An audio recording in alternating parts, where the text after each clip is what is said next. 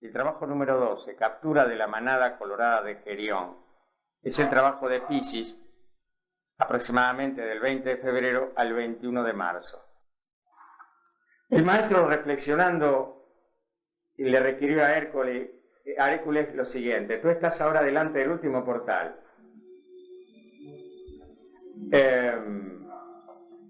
Un trabajo resta todavía, antes de que el círculo se complete y sea alcanzada la liberación. Bueno, esto hace alusión, la gente se preguntará, ¿qué liberación? Bueno, cuando una persona crece espiritualmente, entiende, a pesar de que puede hacer el camino interno con gozo y debe ser con alegría, que en sí mismo se va a encontrar con una diferencia de conciencia frente a la humanidad, a sus hermanos, y a medida que va creciendo en vibración, siente que debe marchar hacia un destino, hacia la casa del Padre o a la evolución en los mundos superiores. Y entonces el maestro le dice: falta un trabajo para la liberación, o sea, la liberación no se consigue porque sí.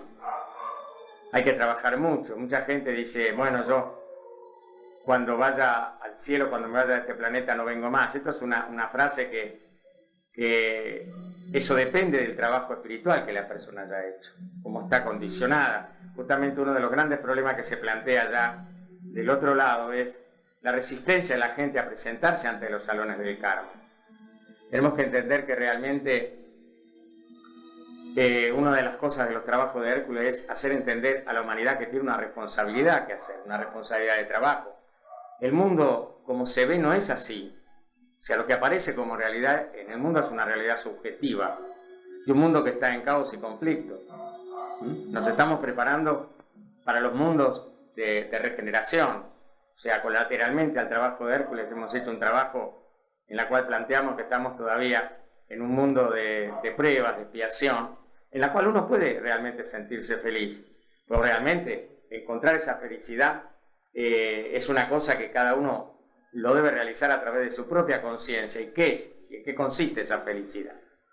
Bien, entonces en este último trabajo, el maestro le dice que había una región que se llamaba Eritia, donde la gran ilusión estaba entronizada en esa región, en ese pueblo, donde Gerión, el monstruo de 3 cabezas, 3 cuerpos y 6 manos, era señor y rey, y él tenía ilegalmente, además de otros bienes, una manada de bueyes rojizos. Desde Eritia hasta la ciudad sagrada, él debía conducir esa manada, debía traer esa manada, desde Eritia a la ciudad sagrada donde Hércules salía. Le dijeron que tenga cuidado también con un pastor que se llamaba Euritión, que tenía un perro de 2 cabezas, que se llamaba Ortro, o Ereo. Le dijo también el maestro que para poder realizar esa tarea debería invocar la ayuda de Helios. Nosotros sabemos que Helios es el Padre Sol. Helios y Vesta son los seres que representan al Sol. El Hijo de Hombre, que era también Hijo de Dios, partió a través del 12º portal. Él entonces fue en busca de Gerión.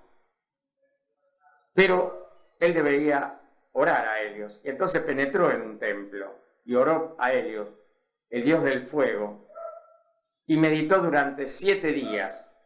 A través de ese esfuerzo de dirigirse a su Padre Sol, se le fue entregado un cáliz de oro. Más que entregado, este cáliz cayó a sus pies. Él entonces supo que dentro de ese mismo cáliz había una fuerza que le permitiría cruzar los mares y llegar a la región de Eritia. Y así fue. Él pudo llegar a esa región cruzando mares embravecidos y aparentemente desembarca en una pradera donde se encontraba la rojiza manada pastando. Esta estaba al cuidado justamente de Euritión y otro, el perro de 2 cabezas. Hércules se aproximó, el perro se adelantó veloz como una flecha y se abalanzó gruñendo malignamente, dando feroces dentelladas con sus colmillos. Con un golpe decisivo, Hércules derribó al perro monstruo. Entonces el pastor, temeroso del bravo guerrero que estaba delante de él, le suplicó que le perdonara la vida. Hércules le concedió su ruego. Conduciendo a la manada rojiza delante de él, Hércules volvió su rostro hacia la ciudad santa. No había ido muy lejos cuando percibió una distante nube de polvo que rápidamente se agrandaba. Suponiendo que el monstruo Gerión venía en furiosa persecución, se volvió para enfrentarse al enemigo. Y así fue. Pronto Gerión y Hércules estaban frente a frente, soplando fuego y llamas por sus tres cabezas. A la vez el monstruo se encontró con él. Gerión arrojó a Hércules una lanza que casi dio en el blanco. Haciéndose ágilmente a un lado, Hércules esquivó el dardo mortal. Tendiendo tenso su arco, Hércules disparó una flecha que parecía incendiar el aire y golpeó al monstruo de lleno en un costado. Con tan gran ímpetu había sido disparada la flecha que los tres cuerpos del feroz Gerión fueron atravesados. Con un agudo, desesperante gemido, el monstruo se inclinó, después cayó para no levantarse nunca más. Hacia la ciudad santa entonces Hércules condujo al bruñido ganado colorado. Difícil fue la tarea. Muchas veces algún ganado se extraviaba y Hércules tenía que dejar a la manada para ir en busca de los errantes vagabundos. Él condujo su manada a través de los Alpes y dentro de Italia, por donde quiera que la injusticia hubiera triunfado, él asestaba un golpe mortal a los poderes del mal y enderezaba la balanza a favor de la justicia. Cuando Eris, el luchador, lo desafió, Hércules lo derribó tan violentamente que allí quedó. Asimismo, cuando el gigante Alcione arrojó a Hércules una roca que pesaba 1 tonelada, éste la paró con su clava y la lanzó de nuevo para matar a Alcione. A veces se desorientaba, pero siempre Hércules regresaba, desandaba sus pasos y proseguía su camino. Aunque fatigado por este exigente trabajo, Hércules finalmente regresó. El maestro esperaba su llegada. «Bienvenido, hijo de Dios», saludó así al guerrero que regresaba. «La joya de la inmortalidad es tuya. Con estos 12 trabajos tú has superado lo humano y ganado lo divino. Has llegado al hogar para no dejarlo más. En el firmamento estrellado será escrito tu nombre, un símbolo para los luchadores hijos de los hombres, de su destino inmortal. Terminados los trabajos humanos, tus tareas cósmicas empiezan». Desde la cámara del concilio llegó una voz que decía: «Bien hecho, oh hijo de Dios». Bueno, y aquí vamos ahora a hacer la interpretación de la historia. Hay diversas variaciones del mito concerniente al trabajo de Hércules en el signo de Piscis. Se nos dice que había una isla donde vivía un monstruo humano llamado Gerión, con un cuerpo de 3 hombres unidos. Él tenía una manada de ganado rojo, guardada por un pastor y un perro de 2 cabezas. Hércules recibió órdenes. Piscis es el signo de la obediencia. Acá tenemos una clave fundamental. Hércules recibió órdenes, él obedeció. Piscis es el signo de la obediencia. Y no olvidemos nosotros que tenemos el decreto al amado Godfrey, el Dios de la obediencia. ¿Ven cómo estamos hilando los cabos? Qué interesante es esto. ¿Y cuánto tenemos que aprender todavía? Que la obediencia y no la rebeldía es el camino hacia el Padre. Entonces, tenemos que entender que esto es así, que podíamos extendernos mucho más, pero no nos vamos a desviar de esta interpretación. Hércules navegó hacia la isla en una copa de oro, y cuando llegó allí, trepó a la cima de una montaña y pasó la noche orando. Luego mató al perro de 2 cabezas, pero no mató al pastor. Él mató también al dueño del ganado colorado. Aquí está la parte hermosa de la historia. Hércules colocó a todo el ganado en la copa de oro, en la que había navegado hasta la isla. Lo llevó a la ciudad sagrada y le ofreció el sacrificio a Atenea, la diosa de la sabiduría. Esta ciudad sagrada contaba de 2 villas conectadas por un maravilloso muro y una entrada llamada la Puerta del León. Después que el ganado fue entregado, el trabajo de Hércules había terminado. No oímos más acerca de él, pero él puede haberse dirigido hacia un mayor trabajo cósmico. Pensemos en Hércules como en un salvador del mundo. Él ha tenido una visión de algo que él tiene que hacer. Él ve a la humanidad poseída por un monstruo, un hombre de 3 cuerpos, el símbolo de un ser humano con sus cuerpos mental, emocional y físico unidos. Yo pienso que este trabajo aún no ha sido completado. Esta realización está por delante. Ha habido otro hijo de los hombres, sacado de la familia humana, de tiempo en tiempo. Uno aquí, uno allá, un grupo aquí, otro allá. Como cuando Buda estuvo en la tierra y se dice que salvó a 900. Ahora la humanidad, el monstruo humano, está listo para la salvación. Fíjense, ahora la humanidad, el monstruo humano, está listo para la salvación. Y el verdadero trabajo del Salvador del mundo puede empezar en conjunto con el concepto de grupo sustentando el trabajo, más bien que una salvadora alma individual. Y ahí tienen otro de los elementos fundamentales de por qué debemos trabajar grupalmente. No solamente el concepto de campo de fuerza, sino la necesidad en este momento de compartir ese trabajo, realizando esa unidad interior para volcarla a la unidad de los reinos. El simbolismo del ganado colorado es evidentemente el de los deseos inferiores, siendo siempre el deseo una característica sobresaliente de la humanidad.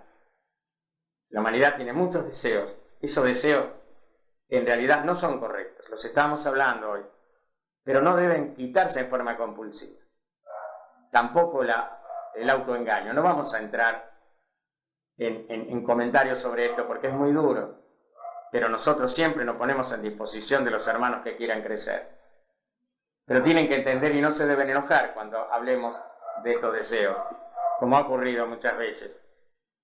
Entonces, si uno quiere tomar el toro por las astas, debe empezar a pensar en que para poder crecer se debe realizar un cambio.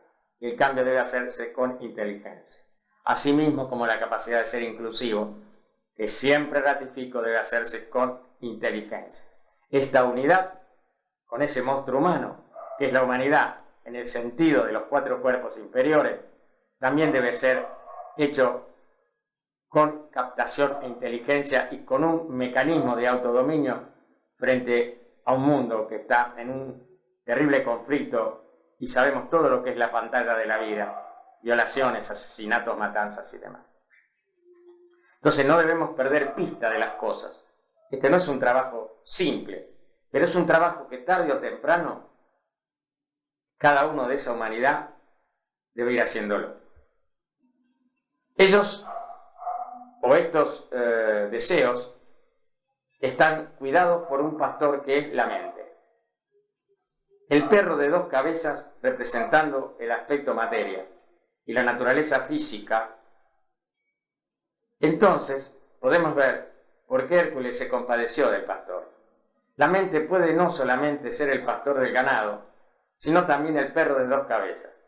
La naturaleza psíquico-emocional y el aspecto materia que Hércules mató, que significa que estaban desprovistos de todo poder. El pastor aún tenía poder y no se puede concebir ningún tiempo en el cual un ser humano, encarnado físicamente, por supuesto, no necesite usar la mente como el intérprete de la energía espiritual. Si Jesús, como un ser humano, en armonía con su alma, llegó a ser un emisor de luz para los hijos de los hombres, de igual manera, nosotros podemos ampliar el concepto y pensar en la humanidad en conjunto, con todas las mentes sostenidas firmes en la luz, transmitiendo a los reinos inferiores de la naturaleza esa energía espiritual que los elevará al cielo. Ese es el trabajo de la humanidad. Estamos tan ocupados con nuestros propios problemas que olvidamos el cuadro más amplio. Hay que señalar a sí mismo que el guardián del ganado, el aspecto forma, también fue matado, pero el pastor y el ganado fueron levantados en la copa de oro. Aquí tienen ustedes el Santo Grial, y así se realizó el trabajo. El Salvador del mundo había cumplido su función. Él había levantado a la humanidad. Eso es lo que han hecho todos los salvadores del mundo. Todos ellos hicieron lo que en mayor grado hizo Cristo. Oímos hablar sobre el fracaso del cristianismo. Dicen los maestros, yo no veo fracaso en ninguna parte del gran plan, pero se habla del gran plan. Tal vez lentitud, pero ¿saben ustedes cuán desastroso sería si la evolución fuera demasiado rápida? ¿Cuán peligroso sería si la gente fuera sobreestimulada antes de que estuviera lista? Todos los maestros conocen los peligros de la sobreestimulación, los desastres que ocurren cuando una persona hace ciertos contactos antes de que el mecanismo sea suficientemente puesto a punto. ¿Cuántas veces hablamos de los puntos armónicos? ¿Cuántas veces hablamos del cuidado de la entrega de los materiales, de las comunicaciones? Si esa persona no está para recibir ese material, vamos a tener problemas y dificultades, y lo han tenido las chicas que han querido ayudar. Porque a través de su cuerpo emocional quieren ayudar, discordantes, porque tenemos que utilizar la mente para poder discernir. El viveka, el discernimiento, es fundamental si yo quiero ayudar a otro. ¿Y en qué momento y cómo? Los salvadores del mundo tienen que trabajar lentamente, pues el tiempo no significa nada para ellos. En realidad, acá tenemos que entender dos cosas. Llevamos nosotros muchos años, podríamos decir cerca de 10, para redondear. En mi propia persona llevo 40. Una vez un hermano dijo que el trabajo que hacíamos era como un mecanismo de relojería. No puede ser de otra manera. Es la única forma de asimilar y poder subsistir, con las claves que subsistimos. Y mientras ponemos voluntad, coraje, amor, y solo Dios se manifiesta en nuestro trabajo, no podemos ser derrotados. El término Salvador del mundo ha sido hasta ahora asociado con el pensamiento del surgimiento de un gran hijo de Dios fuera del hogar de su padre, llamado a hacer un gran trabajo por la necesidad de la humanidad. A través de las edades ellos han venido, han habitado en cuerpo físico, han trabajado a través de una naturaleza emocional y han sido sumamente inteligentes. Han establecido con su vida un ejemplo que nosotros podemos seguir en sus pasos. Con sus palabras ellos han dado la señal, el mensaje que la humanidad necesitaba para dar el paso siguiente hacia adelante. En sus actos ellos han dado una demostración de servicio. Han marchado por el mundo haciendo el bien y sus nombres han permanecido con nosotros a través de las edades. Se debe ser una figura sumamente dominante para permanecer en la mente de los hombres por miles de años. La mayor parte de nosotros somos olvidados en 20 años. Fíjense ustedes entonces cuando una persona realmente trasciende, y más cuando se trasciende espiritual, que deja una fuerza. ¿Quién puede reconocer la fuerza de los grandes salvadores orientales u occidentales? Como Krishna, Buda y los apóstoles, Pedro, Pablo, son inamovibles. Y otros también. Entonces han tenido una fuerza. En cambio, las otras personalidades fenecen sin pena ni gloria y son olvidadas. El tiempo no corre. ¿Por qué el tiempo no corre?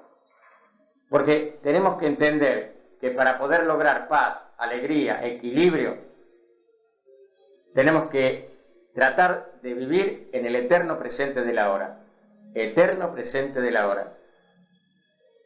No nos olvidemos que en los mundos de regeneración prácticamente el tiempo no existe.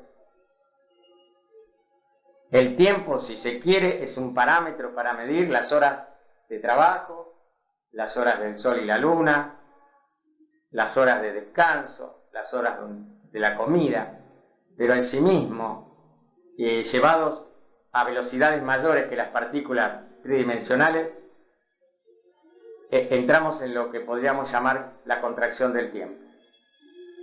Y una de las claves es no permitir que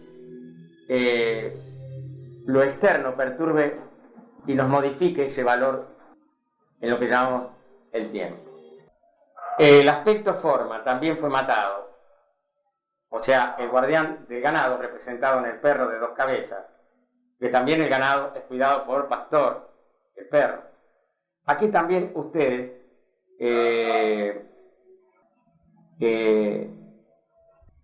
tienen el tema del Santo Grial, la copa de oro, porque el ganado fue llevado por esa copa de oro y él había levantado a la humanidad. Eso es lo que han hecho todos los salvadores del mundo. Todos ellos hicieron lo que en mayor grado hizo Cristo.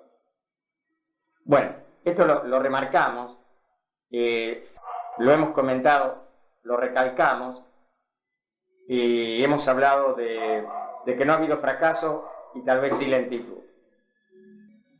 El término Salvador del mundo ha sido hasta ahora asociado con el pensamiento del surgimiento de un gran Hijo de Dios fuera del hogar de su Padre, llamado a hacer un gran trabajo por la necesidad de la humanidad. A través de las edades ellos han venido, han habitado sus cuerpos y han trabajado a través de una naturaleza emocional y han sido, como se explicó, sumamente inteligentes. Han establecido con su vida un ejemplo y han perdurado por siempre. Ahora vamos a entrar en el aspecto significativo del signo.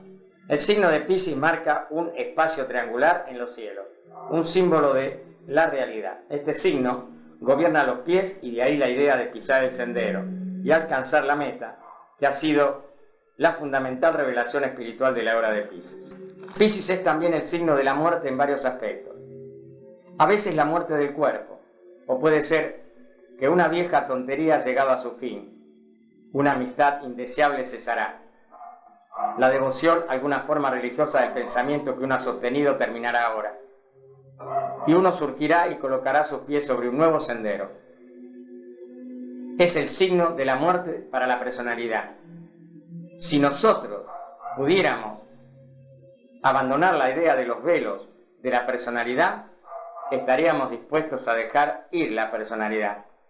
También significa la muerte de un Salvador del mundo, pues es el signo de la crucifixión y marca el fin de un ciclo zodiacal. Hay 3 signos de salvación en el zodíaco. Leo, de donde la palabra sale para el ser humano, determinado a pararse en sus propias piernas. Él se vuelve envanecido y dogmático. Pero eso es necesario para la salvación, porque solo sometiendo a prueba a su equipo, él llegará al punto donde aparece una perspectiva más amplia. El segundo signo de salvación es Sagitario, el signo del servicio de sí mismo y de abrirse camino. Se pierde de vista a sí mismo en la meta y sirve silenciosamente. Entonces llegamos al tercer signo, Piscis, el de los salvadores del mundo. La primera constelación en Piscis, en ese curioso racimo de estrellas llamado la faja, conectando los 2 peces, un pez dirigido derecho hacia el norte y otro nadando en el horizonte. El pez dirigido directo hacia el norte es el símbolo del aspirante a los misterios, mientras que el pez en el horizonte representa a la persona común. La segunda constelación es Andrómeda, la mujer encadenada. Tenemos 3 mujeres entre las constelaciones. Casiopea en Aries, representando el alma recién empezando a afirmarse. Andrómeda, la mujer encadenada. En Piscis representa la materia enjaezada. La tercera constelación en Piscis es el rey llamado Cefeo, el esposo de Casiopea y padre de Andrómeda. Esto sugiere que el rey representa el espíritu del aspecto padre. Hay en la naturaleza el reino humano, y por encima de él hay otros reinos, el espiritual y el cósmico. Y por debajo de él hay los reinos animal, vegetal y mineral. El trabajo de los inteligentes hijos de Dios es actuar como transmisores vía la mente de energía espiritual, que salvará y vitalizará a todos los reinos inferiores de la naturaleza. Ahora ustedes se dan cuenta por qué hemos trabajado así durante tantos años. Esto también es analizable, es dialogable y sirve también para diálogos constructivos en relación a otras formas de servicio, que nadie puede negar y que esos servicios no pueden negar la gran necesidad de poder canalizar todos esos aspectos energéticos tan importantes y a un costo de mucho servicio también, de horas, de años, donde no hay tregua prácticamente, porque generalmente en estos últimos 3-4 años hemos seguido permanentemente. Los equipos más débiles dejan, pero nosotros hemos seguido permanentemente, aún en las propias vacaciones que la utilizamos para gozar de la vida y para seguir haciendo el trabajo que requiere la naturaleza a través de la unidad de los reinos y de esos campos de energía que deben llegar cada vez con más fuerza a la Madre Tierra. ¿Cómo puede venir el Salvador del mundo?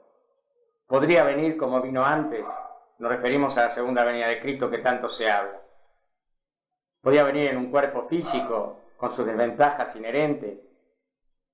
Hay surgiendo en el mundo hoy en día nuevas facultades que no eran puestas de manifiesto cuando Él vino hace 2000 años. Somos mucho más sensibles de lo que nunca lo fuimos. Estamos abiertos de par en par para nuestros mutuos pensamientos por una cosa, y si un pensador tan poderoso como Cristo, sea lo que fuere que podamos querer decir con esa palabra, está en relación con los asuntos del mundo, me parece que Él podría ensayar otro método.